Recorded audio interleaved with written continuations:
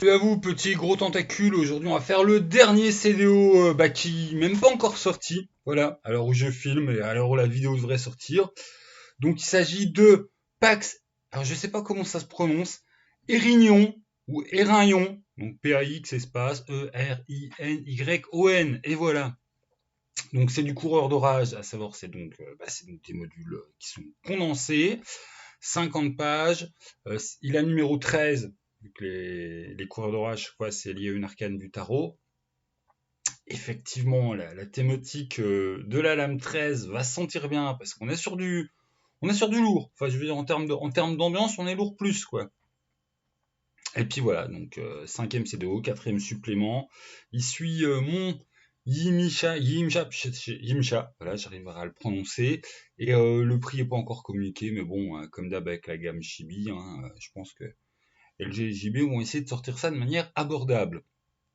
Donc l'ambiance au niveau des noms et du graphisme, ça se sent à peine moins au niveau enfin, des développements de l'univers. C'est un côté mésopotamien, babylonien. Voilà. Je ne saurais pas exactement pointer quelle civilisation, de toute façon ils ont un peu tapé dans tout, mais voilà, ça fait un peu port d'Ishtar. Et toutes les illustrations de livres auront une catégorie spéciale, parce qu'en fait, ils ont fait comme si c'était des trucs qui venaient de musées, des reproductions voilà, de choses physiques de musées. Donc à chaque fois, enfin, tu peux avoir une assiette, une statuette, c'est dans ce genre de truc. On n'est pas. Sinon, il y a une illustration de plan de ville à un moment, mais sinon, presque tout. Ouais, non, mais si, même quand ils te font des personnages du genre les nouvelles espèces, c'est une statuette.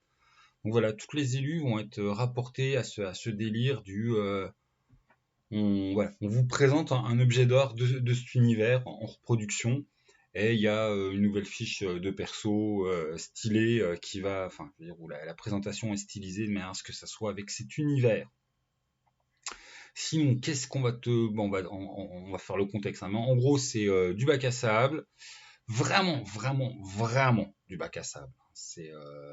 C'est pas bac à sable avec voilà, plein de fils, de machin, non. C'est du putain de bac à sable, avec 4 pré-tirés à la fin, et puis c'est construit en entonnoir, à savoir le contexte général, et puis on resserre, et on arrive jusqu'à la présentation d'une ville. Et en fait, vous êtes amené à jouer dans cette ville, jusqu'à la sauver, très peu de chance, ou jusqu'à voilà, faire la résistance, jusqu'au moment de la chute de la ville. Parce qu'il s'agit en fait, le contexte général, c'est un Ragnarok. En clair, il y a les dieux des humains et les dieux, c'est-à-dire les grands esprits de la nature, les sauvages, qui ont décidé de se foutre sur la gueule en mode Highlander. Hein. On n'est pas sur et puis après on va faire des traités. Non, on joue à Highlander. Il restera qu'un camp. Ces divinités, ces puissances ont des représentants. Côté des humains, surprise, les humains. Côté la nature, les sauvages, les grands esprits, nous avons les sylphes, qui sont à proprement parler d'ailleurs les enfants des grands esprits au sens propre. C'est pas des enfants au sens il y a eu couplement, c'est des petits morceaux du grand esprit qui se détachent et puis qui va faire sa vie. Puis quand il meurt, il retourne au grand esprit. Voilà, donc, les sylphes entre eux font pas de gosses. Et les sylphes font ce côté donc lié aux grands esprits, c'est tous des métamorphes. Voilà. L'autre pouvoir qu'ils ont, c'est que quand ils prennent une branche de bois, ils peuvent te la transformer, ça devient du bois sorcier, et ils peuvent en faire un truc tout aussi résistant et dangereux que n'importe quelle épée en métal. Et tout le monde se fout allègrement sur la gueule, en sachant qu'il y a d'autres sous-factions. Les trolls, la sous-faction qui veut pas être une faction. Alors les trolls, là, c'est vraiment du rocher humanoïde animé. C'est pas le troll de Dédé ou le troll si je vois la lumière, je deviens un rocher. C'est du rocher vivant. Et puis pas au sens du rocher qui saigne, c'est du putain de rocher animé. Voilà. Ils vivent pas mal dans leur coin, puis ils jouent à non, non, mais nous on va être neutre. Hein. Non, vous ne nous intéressez pas là avec votre délire à vous foutre sur la gueule. Nous on va rester dans notre coin. Mais forcément, il y a deux, trois petits trucs où ils sont pas tant si neutres que ça, enfin certains. Et puis les événements globaux, de toute façon, les forces les attirent à un moment ou à un autre à peut-être prendre parti ou juste attendre la fin pour que le gagnant il dise ouais, puis vous nous avez pas aidé, et puis aller se faire marave la tronche. Et on a, enfin, mais j'avoue, mes petites chouchous, les Érini, j'espère que je prononce ça correctement aussi, hein, mais je pense que c'est Érini, peut-être ça se dit Érini, enfin bon, on s'en moque. Donc les Érini, pattes de bouc, et ça vient de l'inframonde, à savoir qu'on est dans un truc comme la mythologie antique. Quand tu meurs, tu vas sous terre. L'inframonde, c'est pas le repère des drôles, l'inframonde, c'est le repère des morts. Voilà, voilà. Donc, on a peu de descriptions dessus parce qu'on n'est pas amené à y jouer, en fait.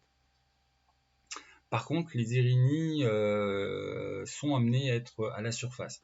Donc les Érini peuvent passer d'un côté et de l'autre du monde, et puis en gros, c'est voilà, les gardiennes de l'équilibre entre les vivants et les morts, et puis les passeurs d'âmes. Il y a une petite tendance aussi à bouffer les malades quand ils sont à peu près de l'agonie, à venir bouffer du cadavre. Voilà, c'est les darkos c'est les bestioles un peu dark. Et tout ça est parfaitement jouable, bien évidemment. Voilà, voilà. Même si, on va être clair tout de suite, la porte d'entrée de l'univers, on a ce contexte global, et ça se resserre tout de suite sur Imsili, qui est la ville qui va être décrite. Donc on a ces quartiers, on a la petite map, les factions, les personnages principaux, les petits trucs qui se ramorent, les factions majeures ont beaucoup d'importance, quelques factions mineures qui vont influencer, et les dessous des cartes des magouilles. Donc deux, trois petits points sur certains personnages qui cachent un peu de secret, hein, avec à chaque fois dans les petits points cachés, c'est du lourd. Hein, c'est du tiens, on s'y attendait pas, mais la ville elle peut peut-être crever à cause de ça. Tiens, on s'y attendait pas, mais il y a eu ça comme menace. C'est-à-dire, je présente très mal. Hein. Imsili, c'est quoi? C'est une ville qui était prospère, qui avait 40 000 habitants, qui a subi une grosse attaque de sylphes, mais qui sont encore présents. Ils sont passés de 40 000 à 10 000 habitants. Il y a eu beaucoup de tués, et puis tous les autres sont barrés en exode. Et ceux qui restent, voilà, c'est ceux qui veulent tenir la cité, qui est un peu transformée en un gros tas de ruines après le passage des sylphes. Et il reste encore des problèmes là-dessous, et en plus il y a des factions qui s'opposent à l'intérieur, hein. Qui c'est qui veut être chef à la place du chef? Là actuellement c'est une régente qui a fait un truc très intéressant pour le cadre de jeu, à savoir qu'elle a fait un arrangement, un pacte avec la reine des Érini, et les Érini ont désormais une ambassade à la surface du monde, ils sont plus cantonnés à l'inframonde, et en gros le pacte, hein, c'est ouais, voilà, vous nous aidez, mais vous massacrez tous les malades, voilà, vous les bouffez, les machins, ça évite qu'on ait plein d'épidémies et qu'encore plus de gens meurent. Et puis il y a plein de cadavres partout, on peut pas s'en occuper, donc vous en occupez. Mais du coup, hop, vous êtes plus prisonnière de l'inframonde, vous baladez tranquillement. C'est pas, c'est pas une alliance qui plaît à tout le monde. Entre autres, enfin quand je disais on va jouer, enfin le cadre qui était proposé jusqu'à la chute potentielle de la ville. Il y a le côté aussi, que j'ai trouvé ça très marrant, hein, à un endroit, c'est bien mis que les humains de l'extérieur de la ville, ils aiment pas trop ce pacte avec les Érini, puis t'as des émissaires, des machins. Enfin, si vous arrivez à survivre au danger du sauvage, des sylphes, à ce que au niveau de l'interne, vous vous foutiez pas sur la gueule, il y a moyen que des extrémistes de l'extérieur viennent vous massacrer la gueule parce que vous n'avez pas été assez extrémiste selon leurs critères d'extrémiste à eux. C'est extrêmement, c'est glauque.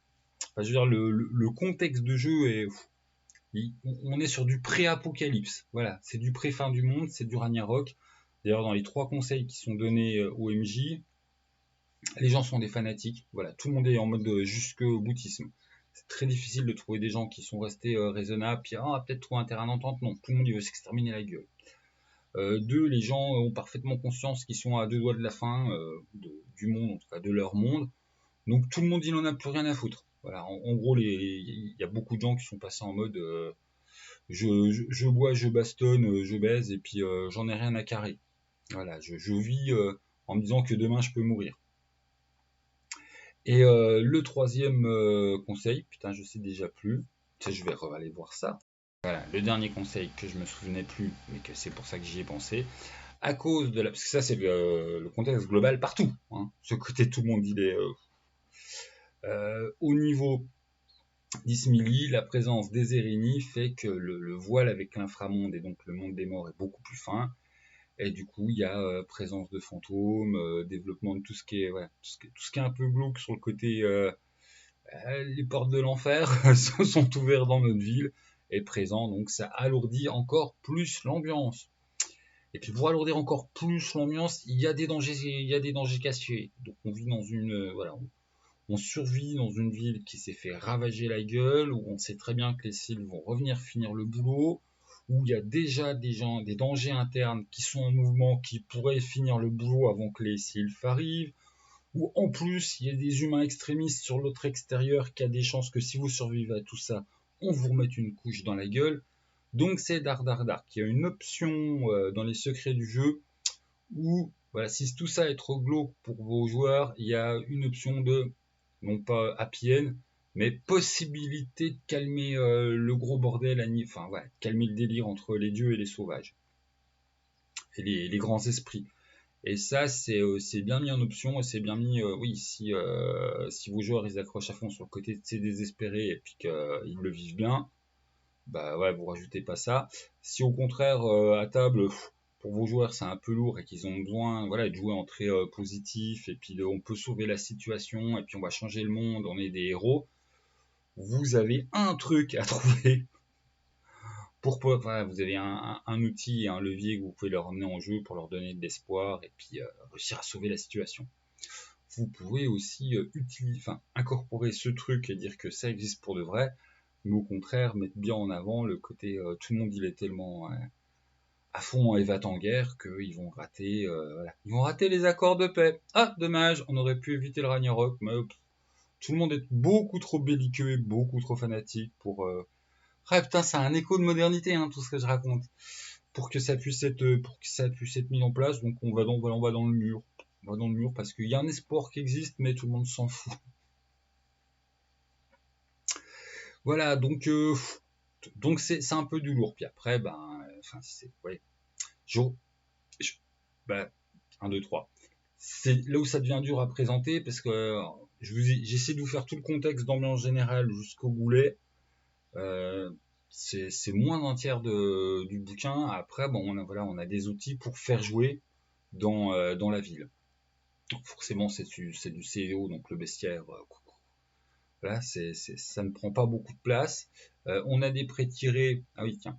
Par exemple, les amorces d'aventure, il y en a très peu. C'est pour ça que j'insistais que c'est vraiment très bac à sable. C'est-à-dire au sens, il y en a plein de partout, mais il n'y en a pas une seule qui est rédigée pour le MJ en mode vous entrez dans une auberge et quelqu'un il vient vous donner une mission machin. Les joueurs ils vont découvrir la ville, ils vont faire des prises de partie, ils vont s'allier avec certains autres trucs vont leur péter à la gueule et tout ça faut que tu l'animes. Voilà, c'est pas pré-scénarisé pour toi du tout. Ça va être à chaque table, MJ réagit aux actions des joueurs, propose-leur des trucs avec ce que tu as sous la main, aussi en incorporant tes propres délires, parce que, je sais pas si je l'ai dit, c'est le CDO du Grumpf, le 13 qui était attendu depuis longtemps, et on sent bien aussi toute la patte Grumpf à donner des rouages utiles, clac, clac, clac. Après, tu as largement de l'espace pour exprimer ta créativité déjà à Ismili. Sans compter que c'est un truc CDO, hein. Donc forcément, voilà, on te pose un truc. Ça fait 2 fois le mot truc, c'est les trucs, ça ne veut rien dire. On te pose un cadre de jeu dans un grand univers où on t'amène une loupe sur ce cadre de jeu, la ville d'Ismili. Après, si tu veux commencer et vous jouer dans les principautés du loup, mais si tu veux ne serait-ce que plus développer les autres bleds qu'il y a dans la principauté du loup, bah va falloir toi MJ, tu t'empares du truc, tu le fasses, voilà. T'as les noms des dieux humains, mais t'as pas non plus de grande nomenclature des grands esprits de la nature. C'est les grands esprits de la nature.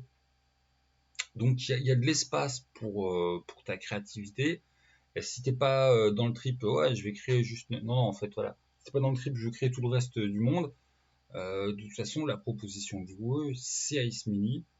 Et c'est jouer sa chute, la survie au quotidien, la gestion de problèmes, la gestion de conflits internes, jusqu'à.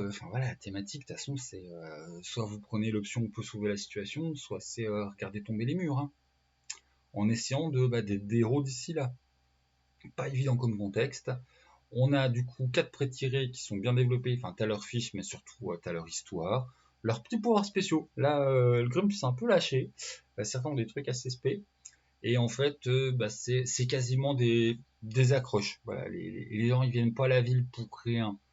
C'est pas on vous a calé à la fin 4 aventuriers lambda que tu aurais pu les faire tout seul en 2 minutes. Enfin bon, c'est le truc que vous aurez pu inviter aussi, hein.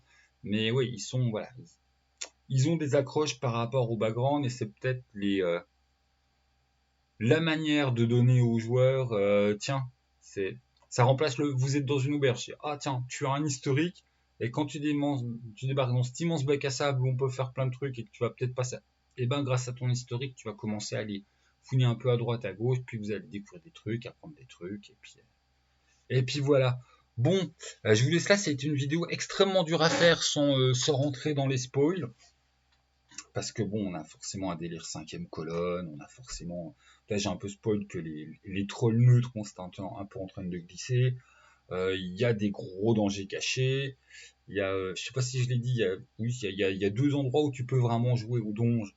Il y a une menace cachée où, voilà, là c'est plus décrit avec les fameuses 5 étapes que JB et LG ils aiment bien, où tu vas pouvoir aller faire du mini donge pour aller affronter la menace. Tout comme il y en a un, c'est tu sais qu'il y a un trésor perdu dans la ville, que la porte ça devrait se trouver quelque part en gros par là. Et puis ouais, si tu veux faire du crawling, tu as la porte ouverte pour faire du crawling voilà, dans les ruines et les souterrains cachés. Ouais, mais vraiment, c'est un immense bac à sable. Je crois que c'est le CDO le plus bac à sable des mers de Toit, qui quelque part rappelle un petit peu la toute première aventure, hein, de CDO, qui était aussi, on va vous exposer voilà, des lieux avec des situations. Hop, t'atteins cette vieille aventure de module, mais c'était pas on prend tes aventuriers par la main, puis faut faire ci, faut faire ça, où il y a des gros panneaux à droite à gauche, hein. C'est vraiment du démerdez-vous. Vous avez tout le contexte global. Le goulet, ça se passe ici dans une ville en état de post-attaque tout ravagé, avec d'étranges alliances et du coup des créatures un petit peu flippantes qui se baladent dans les rues en plus, des fantômes, je rappelle que oui, les sylphes, c'est des doppelgangers. Donc c'est un peu la grosse parano et le lynchage aussi en ville. Ouais, si tu commences à faire des trucs trop chelous, ou à faire oh non, mais peut-être que nous devrions faire la paix, car nous avons trop provoqué voilà, le courroux des forces de la nature. Toi, t'as envie de te faire lapider en place publique, quoi. Ton personnage a une espérance de vie très réduite. Le temps de la lapidation. Mais les gens, au bout de 10 secondes, je pense qu'ils auront déjà envie de te ken ta face, quoi. Donc c'est une ambiance assez lourde. Voilà, voilà. Et c'est de toute façon, c'était le 13, hein. C'est pas pour rien que ça soit aussi, voilà, aussi lourd, chargé et un tantinet glaucounet. Le 13, l'arcane sans nom, donc, hop, coureur d'orage, a enfin sorti son spécial fait par le Grumpf, son spécial arcane sans nom. Ce que je dis pas à la moitié, parce que voilà, l'arcane sans nom, c'est pas la mort. Mais oui, très glauque, très nécro, tout ce que tu veux, avec, si vous le désirez, une pointe d'espoir pour animer tout ça et faire que vos héros sont des grands héros grand H et arrête tout ce bordel. C'est pas gagné, c'est pas gagné, c'est pas facile.